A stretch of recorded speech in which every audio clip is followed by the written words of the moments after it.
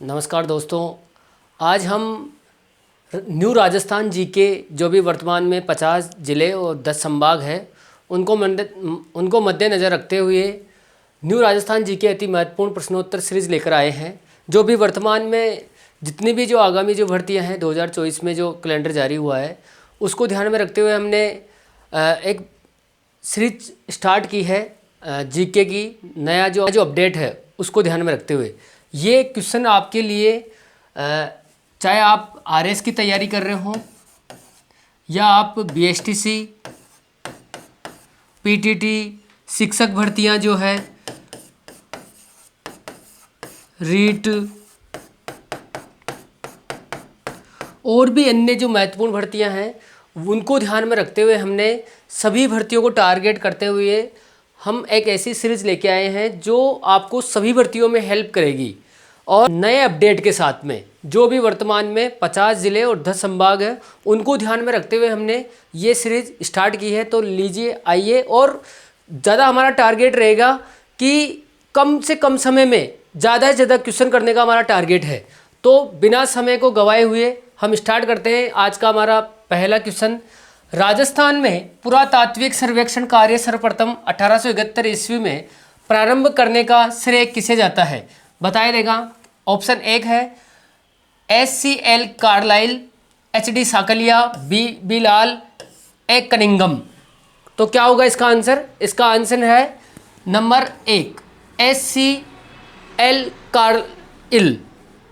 इसका अगर व्याख्या की बात करें तो भारतीय पुरातत्व सर्वेक्षण विभाग की स्थापना अलेक्जेंडर कनिंगम के नेतृत्व में 1861 ईस्वी में की गई थी और 1902 ईस्वी में जॉन मोर्सल के द्वारा इसका पुनर्गठन हुआ था। स्क्रीनशॉट ले सकते हैं। आगे चलते हैं। क्वेश्चन नंबर 2 है, a survey work of ancient sites along this lost Saraswati river किसका कार्य था? ऑप्शन है आपके सामने MR Mughal, Aurel Stein, Herman Goetz, VN ओसापा। बताइए आप कमेंट, इसके आंसर आप कमेंट्स बॉक्स में देते जाइए। और इसका आंसर है, क्या है इसका आंसर? क्वेश्चन आंसर है 2 ऑरेल स्टेन। इसकी व्याख्या की अगर हम बात करें तो सरस्वती नदी घाटियां आर्यों की प्राचीन बस्तियों की शरण स्थली रही है।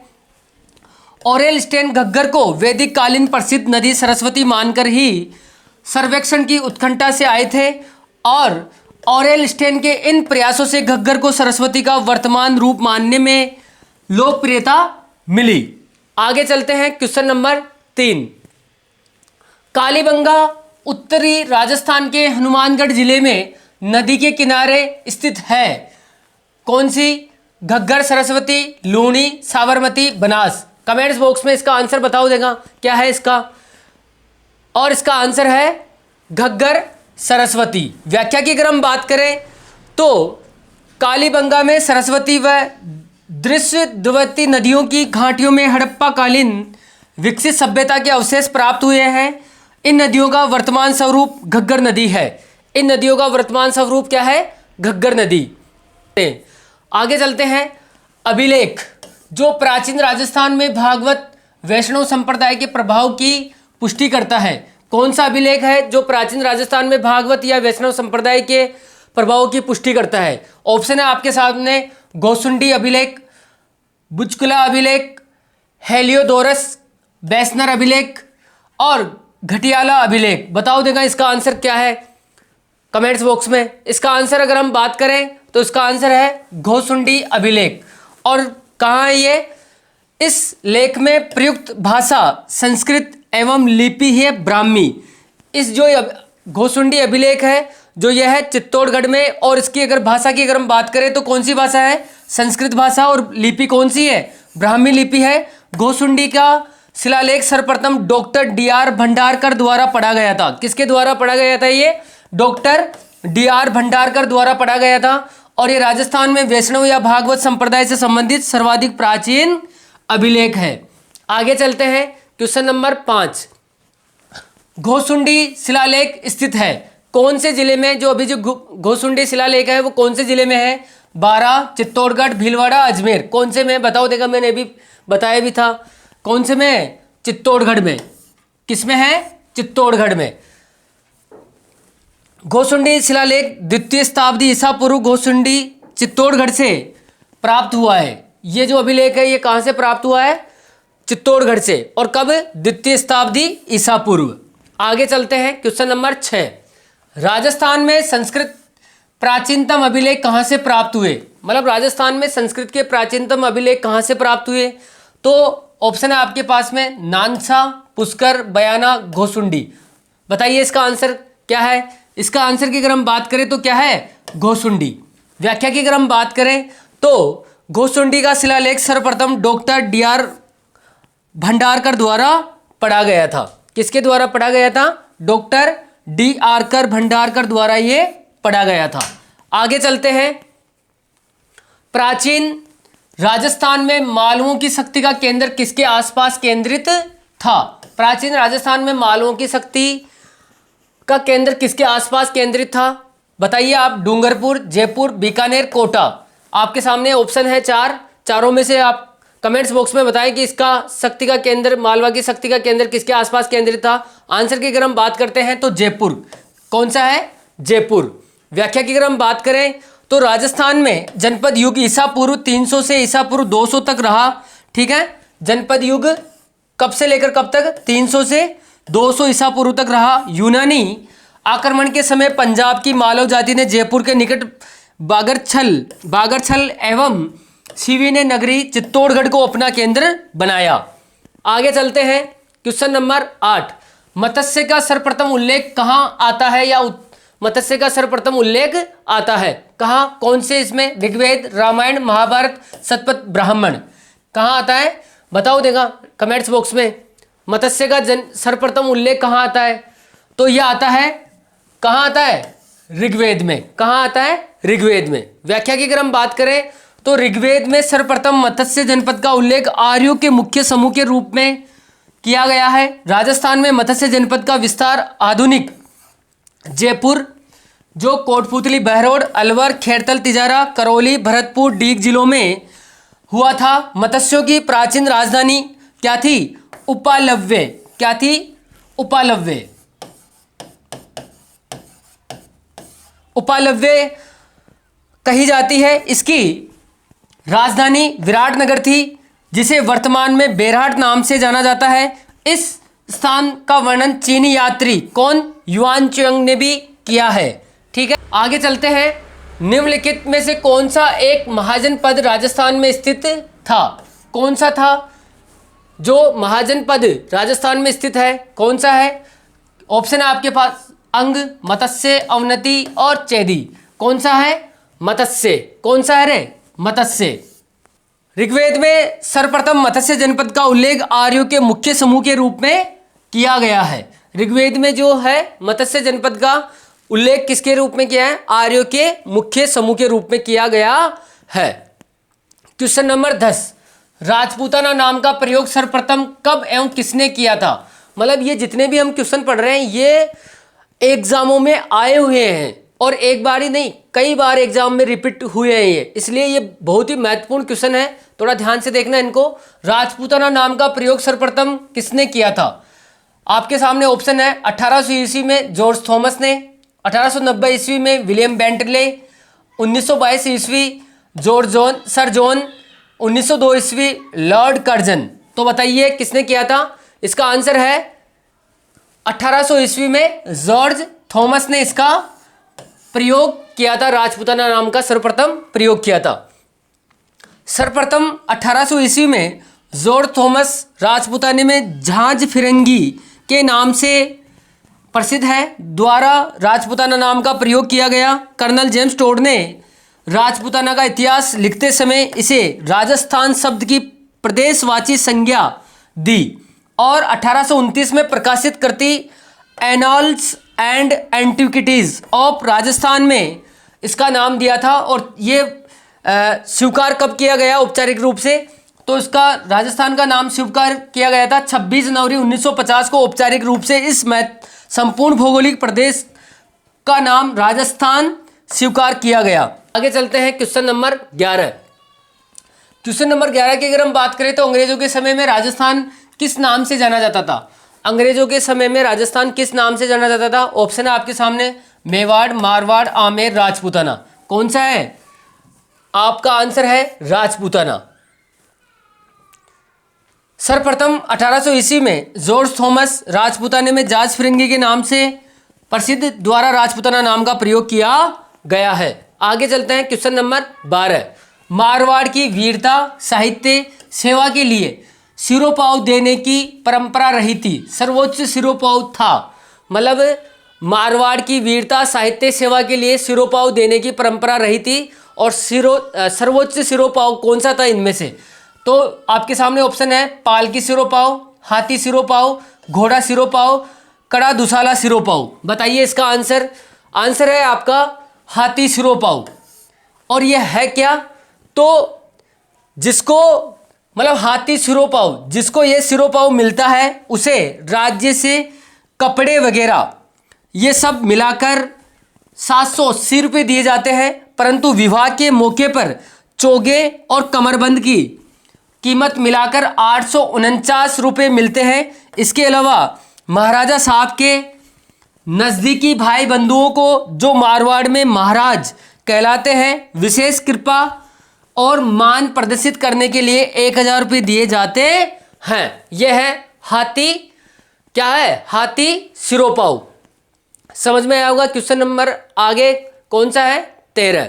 आगे चलते हैं। राजस्थान के राजवंशों की राजस्व प्रणाली के अंतर्गत किस प्रकार की भूमि को राजा की निजी संपत्ति माना जाता था? राजस्थान के राजवंशों की राजस्व प्रणाली के अंतर्गत किस प्रकार की भूमि को राजा की निजी संपत्ति माना जाता था? आपके सामने ऑप्शन है भौम, जागीर, हवाला, खालसा। तो कौन सी है? इसका आंसर सही है खालसा। कौन सा है इसका? खालसा है। क्या ये? देखो, खालसा, जागीर, भौम। खालसा जो सीधे राजा के अधीन थी, जो इसका आंसर सही है ये। जागीर ये पारसी शब्द है और ये सामंतों के अधीन थी जागीर। और भौम है भौमियों के अधीन।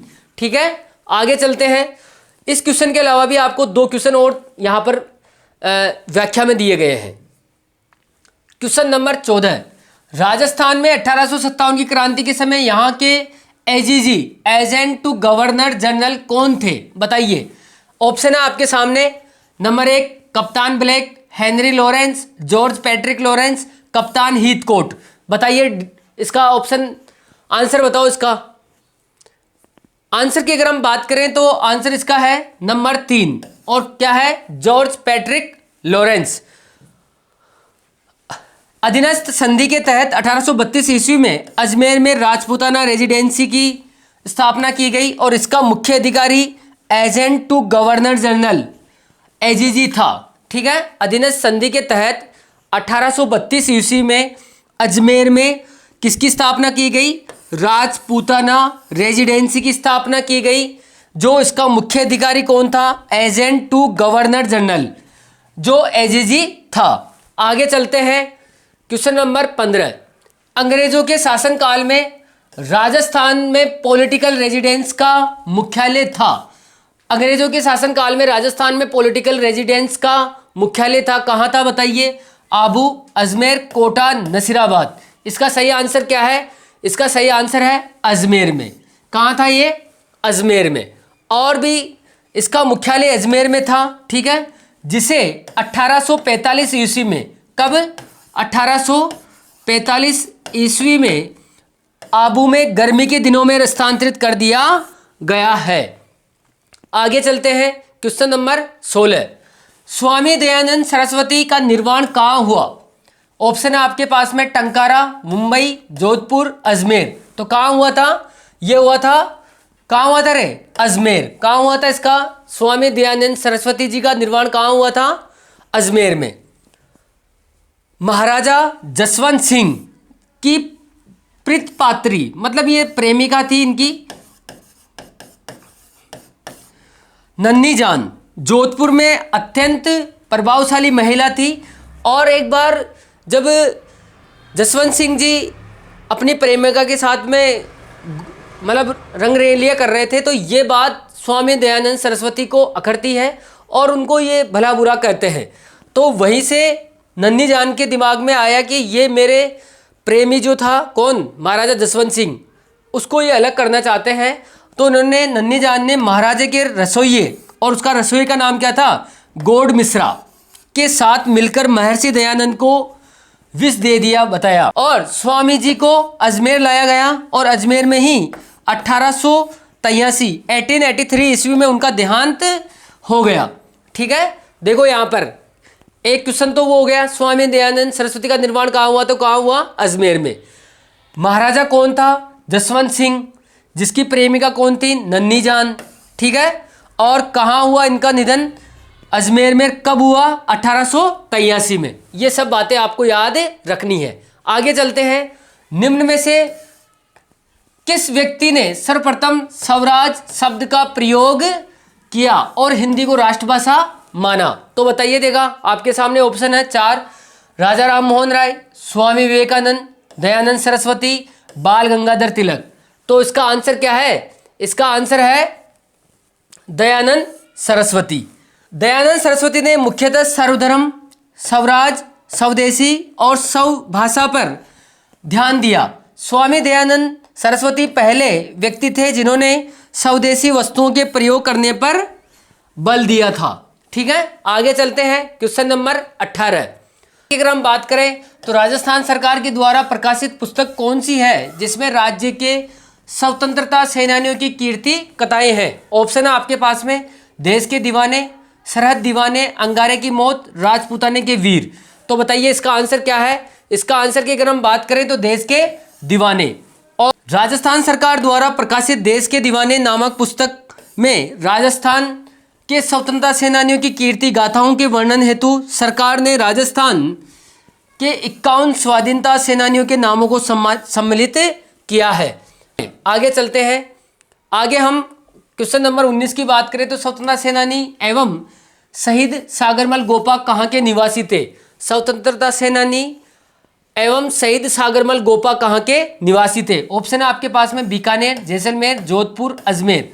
और इसका सही आंसर है, क्या है इसका सही, जैसलमेर। क्या है इसका सही आंसर, जैसलमेर। सागरमल गोपा की अगर हम बात करें तो इनका जन्म जैसलमेर में हुआ। कहाँ हुआ था इनका जन्म, जैसलमेर में। और 4 अप्रैल 1946 को उनके शरीर पर मिट्टी का तेल छिड़क कर जिंदा जला दिया गया। मतलब यहाँ के शासक थे कौन, जवाहर सिंह। कौन थे, जवाहर सिंह। जवाहर सिंह इनके क्रांतिकारी इससे आंदोलन से परेशान होकर इनको गिरफ्तार करवा दिया गया और जेल में ही 4 अप्रैल 1946 को उनके शरीर पर मिट्टी का तेल छिड़क कर जिंदा जला दिया गया। और इन्होंने 2 बुक्स लिखी थी, एक है आज़ादी के दीवाने और दूसरी है जैसलमेर में गुंडाराज नामक पुस्तकें भी लिखी इन्होंने। और कहाँ के थे ये थे जैसलमेर के। आगे चलते हैं, क्वेश्चन नंबर 20। निम्नांकित में से प्रजामंडलों का मुख्य उद्देश्य था। मतलब प्रजामंडलों का मुख्य उद्देश्य क्या है। ऑप्शन है आपके पास में, शासकों की सत्ता समाप्त करना, ब्रिटिश राज्य का अंत, नागरिकों के अधिकारों के लिए संघर्ष, कुरीतियां मिटाना। और इसका सही आंसर क्या है, इसका सही आंसर है नागरिकों के अधिकारों के लिए संघर्ष। इसका सही आंसर है। प्रजामंडल का मुख्य उद्देश्य जनता की समस्याओं एवं आकांक्षाओं के प्रति सकारात्मक रुख अपनाते हुए नागरिकों के अधिकारों के लिए संघर्ष करना था। उम्मीद करता हूं कि आपको ये क्लास पसंद आई होगी और ऐसे ही हम 20-20 क्वेश्चनों की सीरीज लेते हुए आएंगे जो आगामी भर्तियों को टारगेट करते हुए, जैसे रिट, बीएसटीसी, पीटीटी, एलडीसी और भी जो राजस्थान कर्मचारी चयन बोर्ड की जो आगामी जो भर्तियां हैं, पशु परिचर वगैरह, इनको ध्यान में रखते हुए हम उनको सिलेबस को टारगेट करते हुए ये सीरीज स्टार्ट की है। उम्मीद करता हूँ कि आपको ज़रूर पसंद आई होगी। इस चैनल को शेयर, सब्सक्राइब करें। टेलीग्राम चैनल पर ये आपको उपलब्ध हो जाएंगे ये क्वेश्चन पीडीएफ। उम्मीद करता हूँ कि आज की क्लास आपके लिए बहुत ही बेहतरीन रही होगी। जय हिंद, जय भारत।